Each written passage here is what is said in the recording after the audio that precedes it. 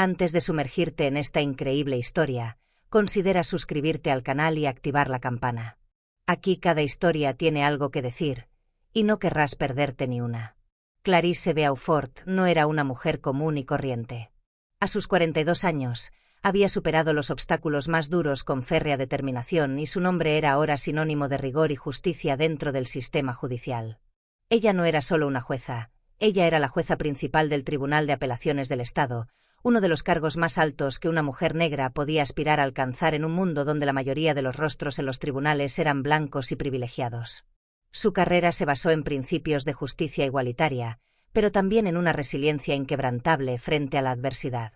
Nacida en un barrio de clase trabajadora, Clarice fue criada por una madre que le enseñó desde pequeña que ninguna meta era demasiado grande para ella. «Nunca dejes que nadie te diga lo que puedes o no puedes ser», le dijo su madre, una maestra, alentándola a sobresalir en cada área que abordara. Pero incluso con ese apoyo, Clarice sabía que el color de su piel siempre sería un factor determinante en sus interacciones con el mundo exterior. Incluso la sociedad moderna a menudo lo trata injustamente. Desde sus primeros años en la universidad, donde fue la única mujer negra en su clase de la Facultad de Derecho, hasta sus años como abogada en ejercicio, Clarice siempre tuvo que trabajar el doble para demostrar su valía. Cuando se convirtió en juez, esta lucha por el reconocimiento no se detuvo. Cada decisión que tomaba era examinada minuciosamente, a veces bajo el microscopio, a menudo con escepticismo, incluso con condescendencia, por parte de quienes cuestionaban si una persona negra, una mujer, podía realmente ser apta para tal responsabilidad. Pero Clarice nunca se dejó vencer. Su independencia mental y confianza en su propia experiencia silenciaron las dudas que pudieran emanar de círculos más conservadores y tradicionalmente dominados por hombres blancos. El respeto que inspiraba en los círculos legales era innegable, pero a veces se topaba con una forma más insidiosa de racismo, que se manifestaba en actitudes condescendientes o gestos furtivos, apenas perceptibles, pero lo suficientemente presentes como para recordarle a Clarice que nunca estaba completamente segura. Aún no había sido plenamente aceptada en la alta sociedad, incluso con su prestigioso título. Para muchos, ella siguió siendo ante todo una mujer negra en un mundo donde la influencia y la autoridad se atribuían tradicionalmente a la gente blanca. Cada vez que entraba en una habitación, las miradas se hacían más pesadas, más curiosas, a veces sospechosas. Y Clarice, con su seguridad y tranquilidad, sabía que esa realidad era parte de su lucha. Esa mañana, antes de sumergirse en el frenesí de la corte, Clarice había decidido tomarse un momento para ella. Vivía en un barrio tranquilo, uno de esos barrios donde las calles están bordeadas de majestuosos robles y las casas son de ladrillo rojo y piedra blanca. Jardines cuidadosamente cuidados, caminos de acceso perfectos y coches de lujo que brillaban bajo el sol de la mañana. Era un barrio donde la apariencia de riqueza y privilegio era evidente en cada esquina. Un lugar donde todo parecía ordenado y limpio, un poco demasiado liso a veces, como una decoración demasiado perfecta. Y a pesar de su posición, Clarice no podía ignorar que, a menudo, en ese entorno idílico, ella era una extraña, un recordatorio viviente de que todo ese lujo y opulencia no estaban destinados a ella. Mientras cruzaba la calle principal, sintió algunas miradas dirigidas hacia ella. Ella reconoció esas miradas. Miradas furtivas, a veces desdeñosas, a menudo curiosas. Algunas personas la observaban atentamente, como si su mera presencia allí fuera incongruente. Clarice sabía que muchos de ellos se preguntaban por qué una mujer negra estaba en un vecindario así. No entendían que, aunque ella pertenecía allí como ciudadana y jueza, su historia de pertenencia a este lugar era diferente a la de ellos. No nació con un nombre prestigioso ni con una fortuna, pero con mucho trabajo se abrió camino hasta la cima, y sin embargo, a veces todavía se sentía observada por esas pequeñas discriminaciones invisibles que perforaban la vida cotidiana. El sonido de su teléfono vibrando en su bolso interrumpió sus pensamientos. Era un mensaje de su secretaria, diciéndole que una audiencia importante le esperaba en unas horas. Un asunto complejo, en el que tendría que demostrar toda su sabiduría e imparcialidad. El tipo de caso en el que cada decisión sería analizada por sus pares y la atención pública se centraría en cada uno de sus movimientos. Guardó el teléfono en el bolso y, por un momento, respiró profundamente el aire fresco de la mañana. Ese simple momento de tranquilidad se había convertido en un soplo de aire fresco en su apretada agenda. Cerró los ojos y dejó que sus pensamientos vagaran, preparándose para sumergirse nuevamente en el tumulto de la corte, donde cada decisión tomada afectaba vidas de manera irreversible. Pero esa mañana, el destino tenía otros planes para ella. El oficial Dupont, un policía blanco de unos 50 años, patrullaba el vecindario con la actitud de alguien que creía tener una autoridad incuestionable. Sus movimientos eran rápidos, casi nerviosos, como si constantemente estuviera tratando de demostrarse algo a sí mismo y al mundo. Su uniforme le parecía demasiado grande, su placa de policía brillaba a la luz del sol, casi como un símbolo de poder absoluto. Era un hombre impulsivo, conocido por su propensión a juzgar a los demás por su apariencia, un hábito que, a lo largo de los años, había dejado su carrera marcada por recurrentes acusaciones de comportamiento racista. Pocos se atrevieron a enfrentarse a él, y aquellos que lo intentaron a menudo se encontraron en una posición incómoda, intimidados o silenciados por su reputación de brutalidad verbal y desprecio. Al ver a Clarice caminar sola, rápidamente comenzó a observarla con una insistencia casi palpable. Sus ojos recorrieron su rostro, buscando cualquier defecto en su expresión, antes de posarse en su cuerpo, como si pudiera ser una pista de su legitimidad para estar en ese vecindario. Lo que más le llamó la atención fue su vestimenta, una elegante chaqueta de lana, unos pantalones pulcros y un andar seguro. Parecía una mujer de negocios, y Dupont, en su mente, luchaba por reconciliar esa imagen con la de una mujer negra en un barrio que él consideraba reservado para los más privilegiados. Para él, simplemente no tenía sentido. Sin dudarlo, giró su vehículo y se estacionó bruscamente a un costado de la calle, bloqueando momentáneamente el tráfico. Al marcharse, su mirada se endurece, la hostilidad ya es palpable.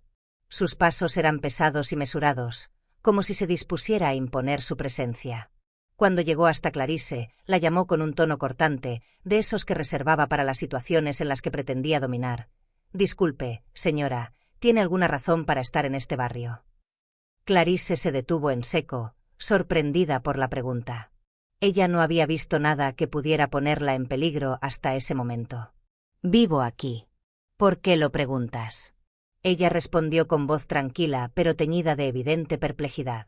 Ella sabía que esta situación era una prueba de su paciencia y compostura, pero no esperaba que él reaccionara de esa manera. Dupont, sin apartar la mirada de su rostro, se volvió más agresivo, con palabras llenas de condescendencia. «Tengo mis dudas.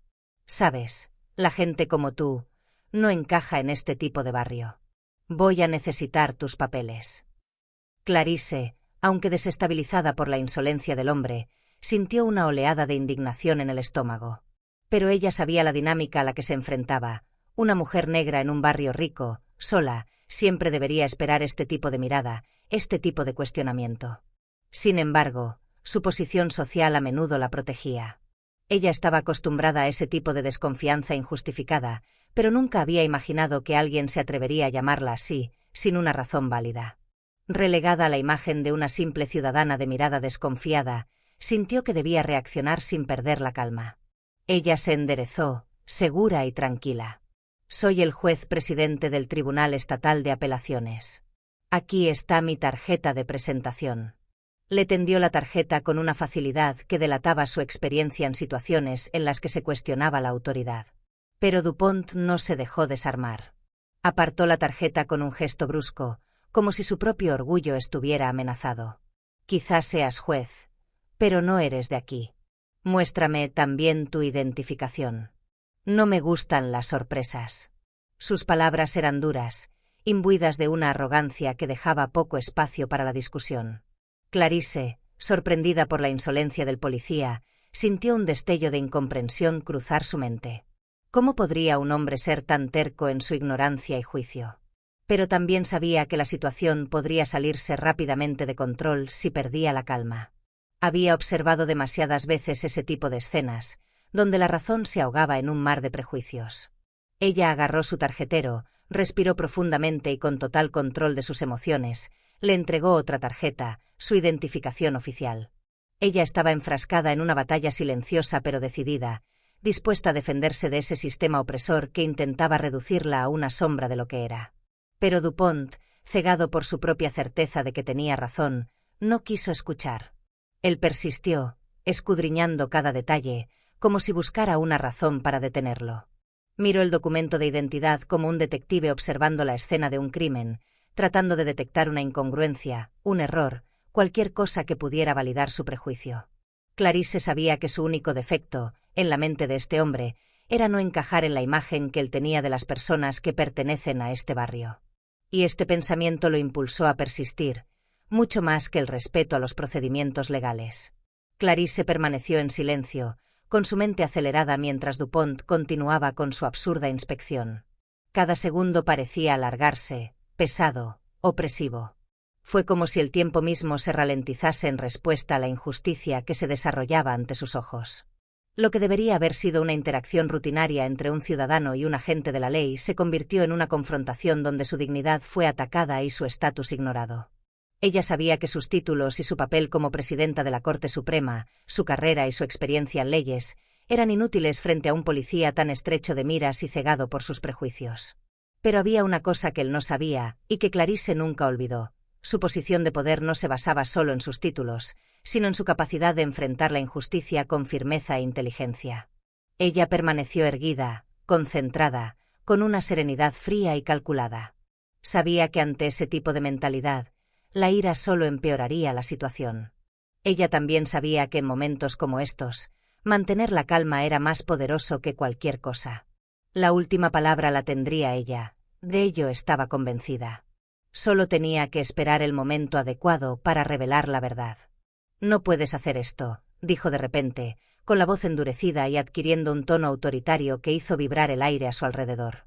«Soy el presidente del Tribunal Supremo, y lo que está haciendo aquí es un abuso de poder. Se va a meter en problemas».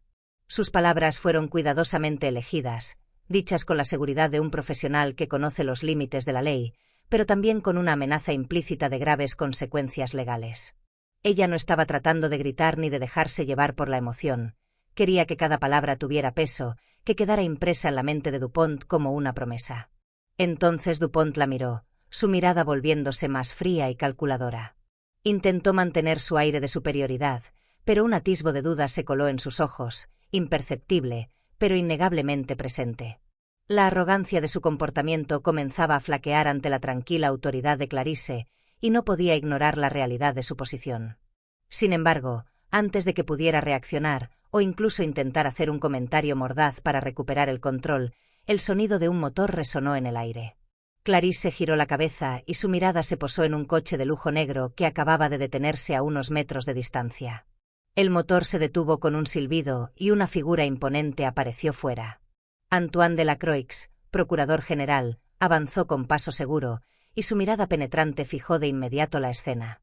Era un amigo cercano de Clarice, un aliado de toda la vida, y sabía exactamente lo que estaba pasando aquí. Clarice ni siquiera necesitó llamarlo.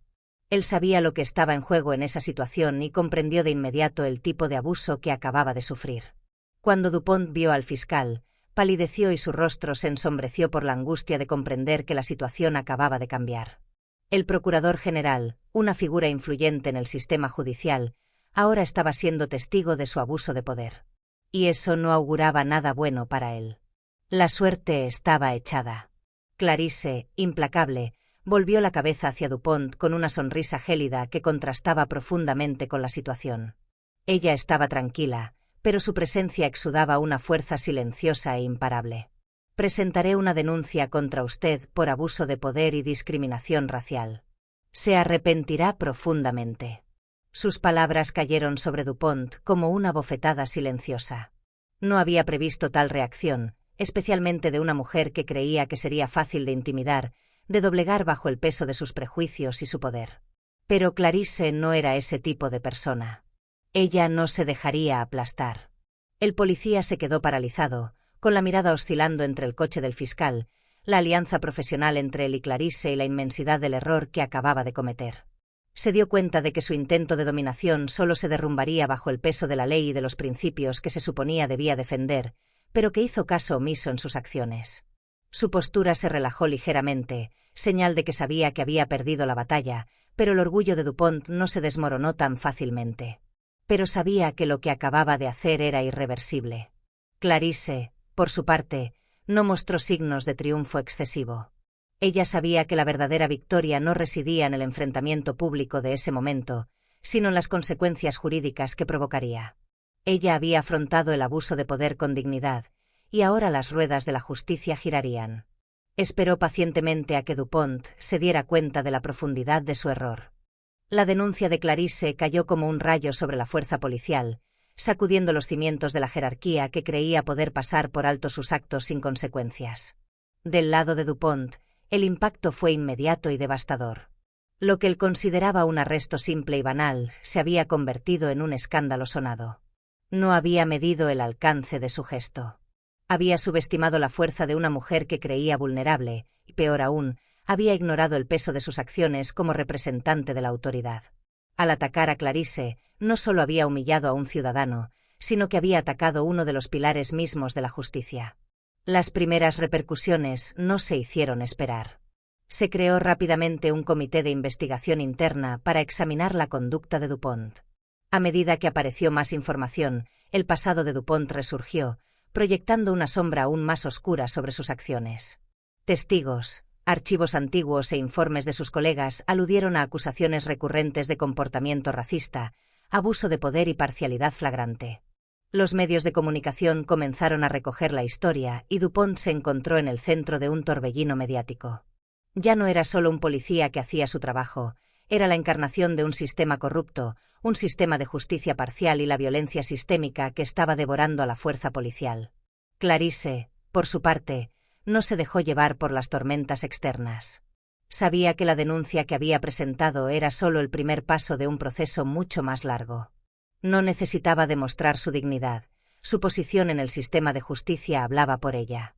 Su papel como juez, su integridad y la reputación que había construido meticulosamente a lo largo de los años la protegieron. Ella utilizó su poder para arrojar luz sobre zonas oscuras, para denunciar el racismo y el abuso de poder dentro de las instituciones. Pero su lucha no terminaría con un solo incidente.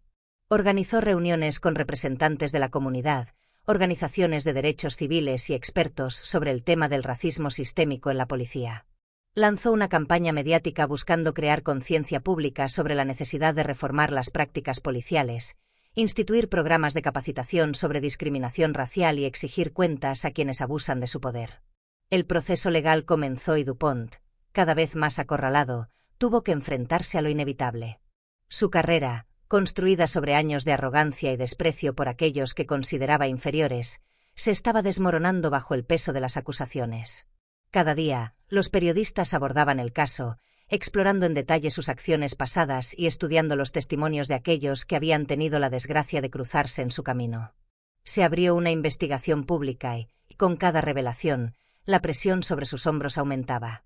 Lo que intentó hacer pasar como un simple incidente policial resultó ser un acto fundamentalmente racista y abusivo. La conciencia de Dupont, aunque tardía, fue pesada. Había subestimado a Clarisse, creyendo que podía silenciarla solo con su autoridad. Pensó que su condición de oficial de policía blanco y de mayor edad sería suficiente para intimidar a una mujer negra. Pero Clarisse, fuerte y decidida, le había demostrado que no podía salirse con la suya.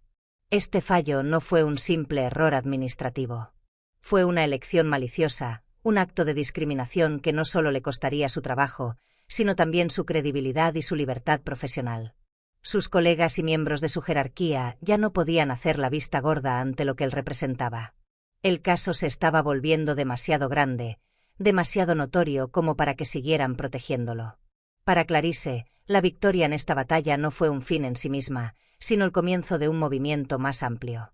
Sabía que su lucha por la justicia no se limitaría a la caída de un solo policía, por simbólica que fuera. Este caso debía convertirse en el catalizador de una reforma más profunda y sistémica. La campaña que lanzó no fue solo un acto de denuncia, sino una exigencia de transformación radical. La policía, y las instituciones en general, tuvieron que reinventarse. Esperaba que su experiencia sirviera como palanca para reformas legislativas y policiales, para que casos como este no volvieran a ocurrir. Clarisse, victoriosa pero tranquila, sabía que este era solo un primer paso. Ella había tomado la decisión de luchar por una causa mayor que su propia dignidad. Ella pretendía liderar la lucha contra un sistema racista y fallido, y no tenía intención de detenerse en una victoria individual. Su victoria fue simbólica, ciertamente, pero la utilizó como trampolín para un cambio más radical y duradero. En cuanto a Dupont, se convertiría en un ejemplo vivo de las consecuencias de la arrogancia, los prejuicios y el abuso de poder. Viviría cada día con la dura realidad de su error. Había atacado a la persona equivocada. Pero, mucho más que eso, había atacado un principio fundamental de justicia, y ese precio era mucho más pesado que cualquier carrera.